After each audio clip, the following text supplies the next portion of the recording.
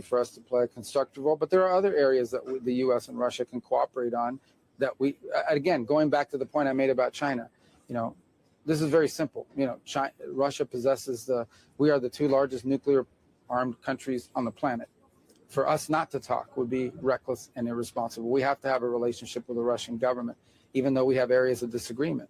And in the case of Ukraine, perhaps an opportunity to, if we can play a constructive role, to bring it to an end. So, I'm sure that'll come up tomorrow. There's no doubt. But we'll talk about some other stuff too. The Wall Street Journal is reporting that President Trump has approved a nuclear deal with Saudi Arabia. Do you have any details on that?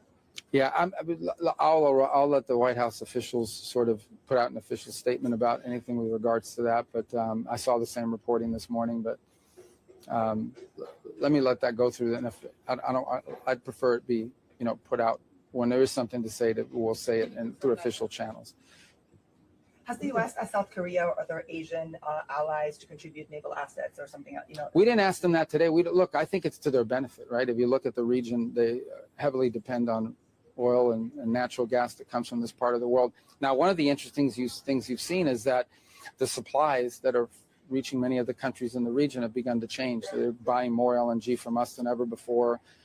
They're also buying more oil from us than ever before. So I think some of the changes you have seen and where people are getting their energy are going to be permanent after what you've seen here. But nonetheless, the Straits remain an important source of energy for many of the countries in this region. It's about 20% of the global oil that's purchased. So I think we think it'd be to their benefit to participate in an effort. Make that ask today in these conversations? We didn't ask directly today, but we've had those conversations with them in the past. Every country has different restrictions on what they need to do in order to authorize that. Some have to get legislative approval. Some can do it unilaterally. Every country is different. But we've certainly raised it with different countries. We don't need them to do it, but we think it would be beneficial if they did. And some of these countries have unique capabilities in terms of mine clearing and things of that nature. So it'd be great if they join the effort, and I think some of them may eventually do so. It's in their interest to do so, but we didn't reach any agreement on that today. Frankly, it wasn't the cornerstone of what our conversations were about. Mr. Secretary, a lot of the ASEAN countries have expressed how terrible the war in Iran is for them when it comes to economically and the energy crunch. But Israel's finance minister sort of struck a tone in a different direction, said that the tit for tat is actually the best possible situation for Israel because it's weakening Iran. Does this show that there are some differences between the United States and Israel when it comes to how they view this war? The United States is trying to end this for the Israelis, and hostilities continuing is in their benefit. Yeah, look, I can't comment on what one individual in government said in Israel. I can just generally tell you that by and large, we think that a nuclear armed Iran is an unacceptable thing. It can't happen. And that's what they were going to do if they hid behind this conventional shield that they were building. And the president just was going to stand by and allow that to happen. Within 2 years, Iran could say, we're breaking out to a nuclear weapon. You can't do anything about it, or we're going to overwhelm you with tens of thousands of drones and missiles, which they were on pace to build. They can't do that now. That certainly weakened them. As far as the impact it's had on the global economy, I mean, Iran is targeting global shipping and international waterway and demanding to control which ships can go and which ones cannot. That just is unacceptable. We're not going to accept that. We're not going to allow that to be the status quo. But ultimately, there are other countries that should feel just as strongly as we do because they're actually more impacted by it than we are. Did you discuss with Minister Jai Shankar, did he raise at all any concern by India about the tariffs announced by the president on generic drug makers? A lot of Americans buy their generic drugs from Indian companies that import. Is that something that came up in your discussions at all? I mean, not with me. I mean, we didn't get into depth on pharmaceuticals today. Obviously, I would expect them to be concerned about it, but they didn't raise it today. But they might have with others in our system because we obviously deal with the Indians. We're very close to them. So. Mr. Secretary, you and the president are very blunt in your anti-communist language. Recently, you put out that recent report on Cuba.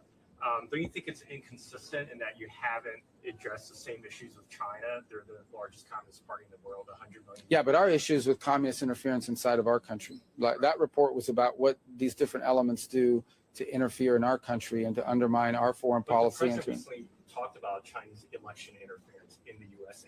And as we know, there are many other ways in which China has influence within the U.S. Well, again, what the president put out on Thursday, that was a declassification of documents from our intelligence community. That's what he put out. He declassified intelligence assessments from our intelligence community. But your question was about communist influence. Yeah, the United States doesn't want to be a communist country. We're never going to be a communist country, and we're not going to allow communist influences to undermine our politics or our society. So I don't know what the inconsistency you're referring to is. It's very clear. I don't, obviously we understand the Chinese system and other systems, but I can tell you our system doesn't want communism, and we're certainly not going to allow communist efforts to undermine American society and drive wedges into our country, and that's what we're seeing. And by the way, one of the leading culprits of that for many years, the intellectual authors, particularly in our hemisphere, is the Cuban regime, which our report on Monday outlined. Are Cubans having a bigger impact Did than you the Chinese? express concern regarding the clash between China and the Philippines in the South China Sea? Did we discuss it with? Clash between China and the Philippines in the South Oh China yeah, it's been a high-profile issue. We've all seen it, and it's a sort of an escalatory thing that we think is very negative, and benefits no one. And obviously, we've reiterated in every meeting we've had that the U.S. has a treaty arrangement with the Philippines. I believe we're the only treaty partner the Philippines has. We intend to live up to our treaty obligations, and I think we've done so, and will continue to do so. With the sense of escalation, how difficult is it to inspire confidence at these meetings, such as the ones you've had today, that the U.S. can bring a quick end to the war? I'm sorry, what was the? Is it difficult to inspire confidence that the U.S. can swiftly and effectively end the war? No, I think everybody here understands that the U.S. would love to reach a diplomatic settlement. We would love to reach an agreement if it were possible with Iran that would ensure they never have a nuclear weapon, and obviously help stop them. And we'd love to have an agreement where they say we'll no longer sponsor terrorism, and we will not pursue a nuclear weapon or the things you need for a nuclear weapon. I think if there's a lack of confidence, is the lack of confidence that the Iranian regime will ever agree to any of those things. That would be the lack of confidence. And the bigger lack of confidence should be that they've already made commitments very recently in a memorandum of understanding, and within 2 weeks had violated it. So I think if there's any undermining of confidence, it's confidence that the Iranian system, as it currently is structured, can reach an agreement. And so you wonder whether they're serious about an agreement in the short term. But look, the president always prefers to negotiate and reach a deal on these things. And we're willing to do that. And we've tried to do that now for a year and a half, but we're also not going to sit by and let ships be blown up or Americans be attacked. Do you see any hope for a compromise? If Iran refuses to negotiate seriously, Who's this? if Iran refuses to negotiate Iran? seriously, Yeah. what is the next step? So more sanctions, more military actions? Are you prepared for long-term confrontation? Well, the president has many options available to him if they continue to insist on not being cooperative. And I won't get ahead of the president on any of those, but I think Iran knows we have many options as well. The president suggested that Iran should be added to Russia's Sanctions Act. Is this kind of acknowledgement of Moscow-Tehran growing alliance? Of what now? Are you guys acknowledging this growing alliance between the two? Because you're suggesting to add Iran to Russia's Sanctions Act. Oh, I just think the president views as a legislative vehicle that's going to pass in Congress and provides him more authorities to impose higher economic costs on Iran if it's necessary to do so. So I don't think it has.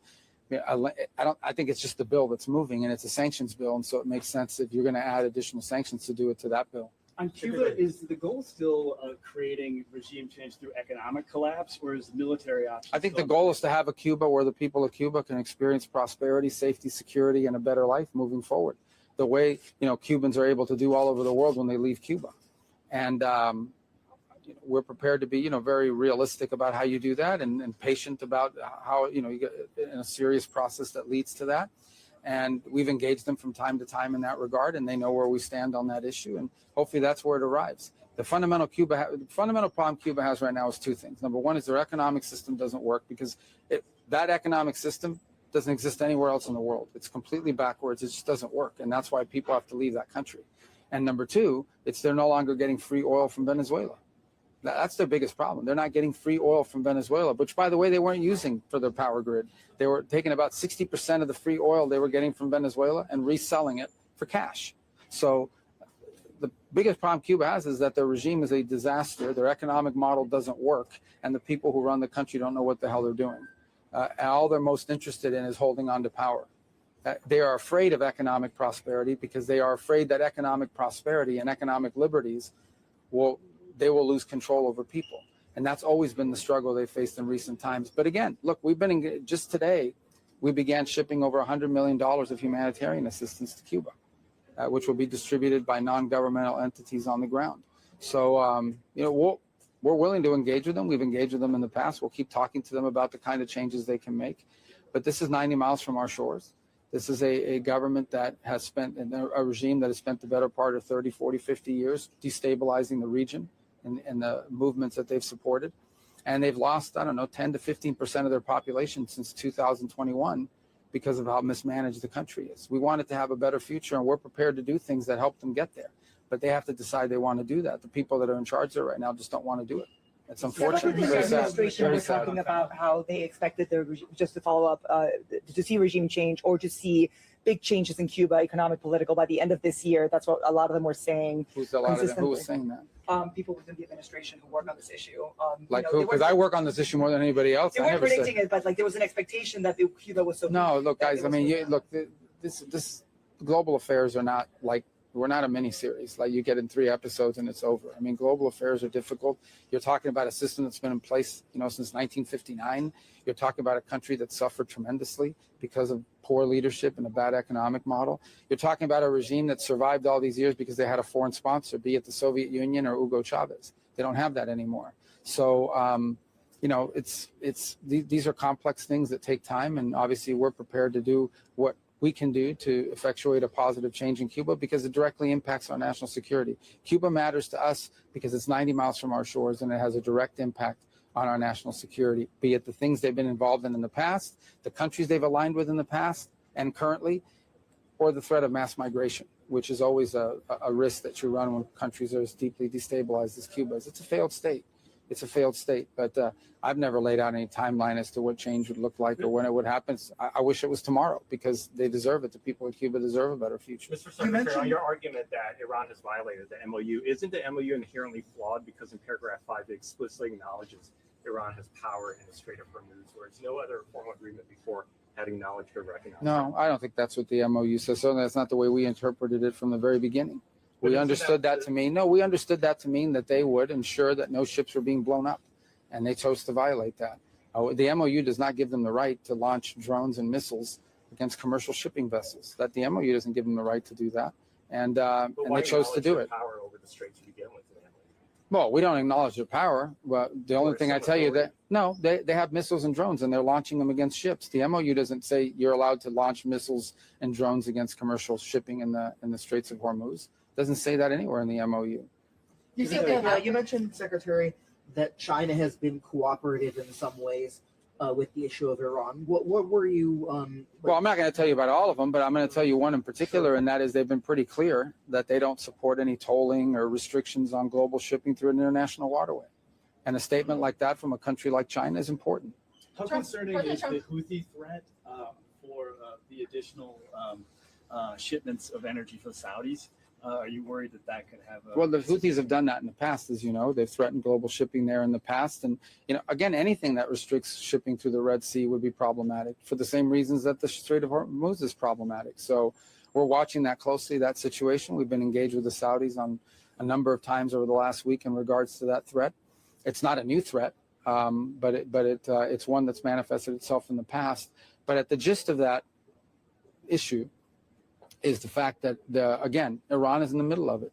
Talking about the troublemaker in the region, it's Iran. They decided to send direct flights from Tehran into Yemen, carrying IRGC elements and others into the country. And the Saudis responded to it. And that's what's led to the situation we're now facing. We hope it can be de-escalated. Obviously we're not particularly close to the Houthis, in terms of being able to influence the decisions they make. But I think it's just another example. The Houthis, Hezbollah, the militias in Iraq, Hamas, this is what Iran spends its money on. It's not on its people. It's on supporting terrorist organizations and destabilizing actors in the region. You've mentioned a couple of times that other countries should join the U.S. to protect shipping in the Strait. Yeah, Have you gotten because any it's offers? shipping. Yeah, we've had conversations. There are countries that have expressed interest. Again, some of them have different ways they have to get there in terms of how it's authorized. Some need an international flag. They need to do it under the mandate of an international organization. Some need to go through the legislative process. But the reason why I mentioned it to you is because if you look at where that oil and you look at where that energy is destined, it's not to the United States. It's to other countries. And so, plus I think every country in the world has an interest in protecting the right of shipping in international waters and freedom of navigation. I know you're going to get into the details on the Saudi civilian nuclear agreement, but just broadly, for people who have non-proliferation concerns, for people who listen to U.S. rhetoric about how dangerous it would be for another country to get a nuclear weapon, doesn't having a less than gold standard agreement in the Middle East run a risk? Well, I'm not going to opine directly on that agreement. We're going to put out even when the moment is appropriate, we'll put out that in writing. We have to do it with Congress anyways, so we'll certainly do it publicly. But suffice it to say, the U.S. is not going to reach any agreement with any country in the world that leads to the risk of proliferation. Did you discuss non-proliferation in the meeting with the Chinese, or will you be bringing that up with Mr. Lavrov tomorrow? On nuclear? Yeah.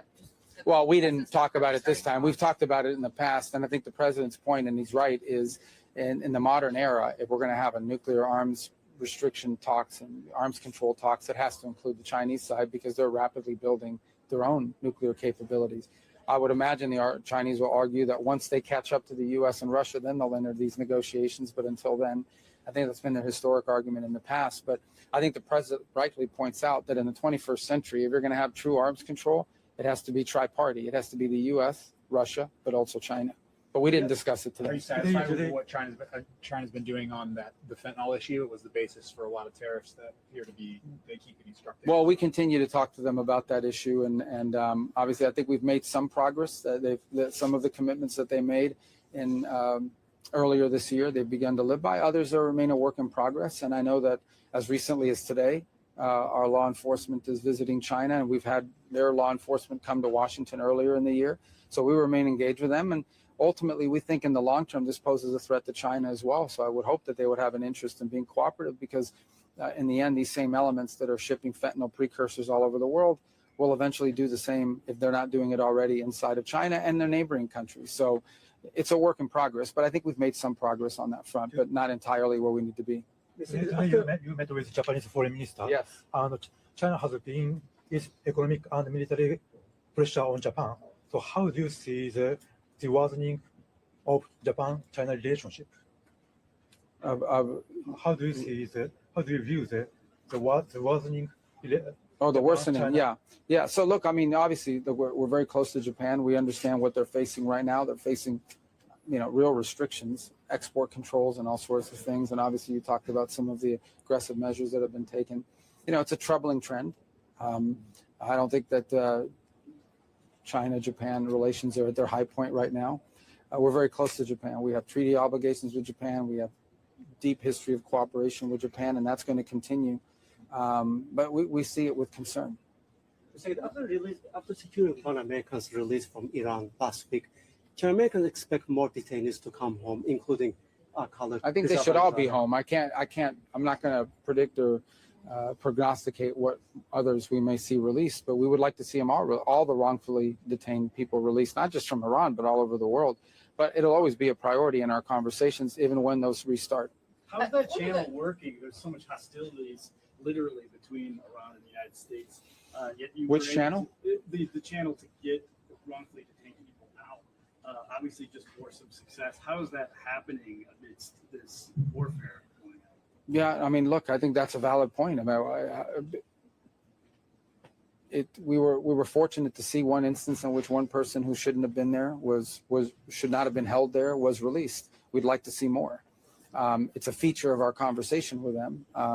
It would obviously be easier to have that conversation if some of these other things weren't ongoing. But I think the fact that we're even detained to begin with speaks volumes as to the nature of the regime that we're dealing with. But yeah, I mean, it's not the most productive moment for it, but we're very fortunate and blessed that lady got out because she never should have been held in the first Mr. place. Secretary, is there anything you can tell us about the pending U.S. arms sale to Taiwan? I'm sorry? Well, there was one late last year, and the other one continues to be under review. As I said, we had the largest single sale ever in December. So it's not like nothing has happened, but there's a second pending sale that's been notified to Congress, but it's still undergoing a review internally. Why is that under review? Your State Department. Well, there's a lot of reasons. Congress. I know, but there's a lot of reasons why arms are under review, and that includes, we have to look at our own stockpiles. We have to look at the availability of whatever it is we're promising to do. As you know.